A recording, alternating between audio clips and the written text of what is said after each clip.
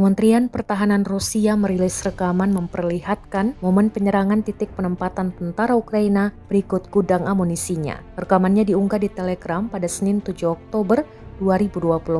Video pertama memperlihatkan serangan malam yang dilakukan Rusia dengan rudal Iskander-nya. Tampak sistem operasional taktis Iskander meluncur dan menghancurkan titik penempatan sementara Brigade Infanteri ke-72 Angkatan Bersenjata Ukraina di wilayah perusahaan industri di Pavlograd, wilayah Dnipropetrovsk. Selanjutnya rudal Iskander juga menggempur depot amunisi Brigade Lintas Udara ke-80 dekat desa Oseyevka, wilayah Sumy. Akibatnya Ukraina disebut mengalami kerugian yang cukup besar.